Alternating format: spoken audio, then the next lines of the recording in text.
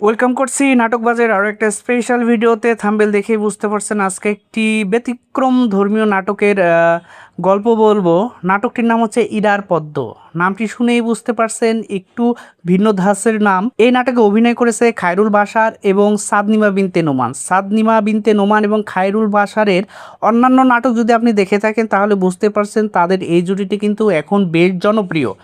So আজকের এই ভিডিওতে আমরা কথা বলবো ইরার পদ্ম এই নাটকের দ্বিতীয় পর্ব আসবে কিনা। কেননা অনেকেই কমেন্ট সেকশনে প্রশ্ন করতেছিলেন দ্বিতীয় পর্ব নিয়ে। কেননা আমরা যখন নাটক দেখতেছিলাম এবং কমেন্টগুলো চেক করতেছিলাম, তারপর আমরা বুঝতে পারলাম যে এই নাটকের একটি আপডেট দেই।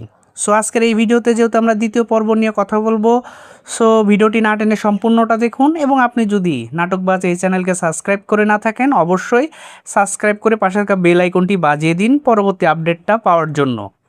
আর আমাদের ভিডিওগুলো কে কোথা থেকে দেখছেন সেটি কিন্তু অবশ্যই জানিয়ে যাবেন। বাংলাদেশের বাইরে থেকে ইন্ডিয়া এবং প্রবাসী ভাই বোনেরা যারা বাংলা ভাষাভাষী বাংলা নাটককে পছন্দ করেন, আমাদের ভিডিওগুলো দেখতে পছন্দ করেন, তারা কিন্তু অবশ্যই আপনার লোকেশনটি জানিয়ে যাবেন এবং অবশ্যই আমাদের ভিডিওতে একটি লাইক দিবেন।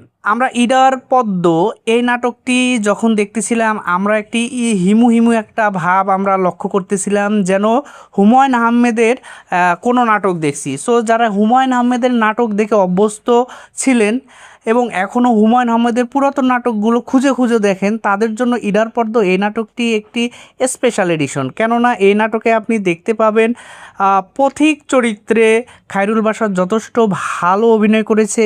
তার একটা কথা আমাদের মনে লেগেছে, প্রতীকের ঠিকানায় পথ, বা পথই হচ্ছে প্রতীকের ঠিকানা। সুন্দর একটি কথা বলেছে। সো অনেকেই দেখলাম এই কথাটাকে নিয়ে পোস্ট করতেছিল।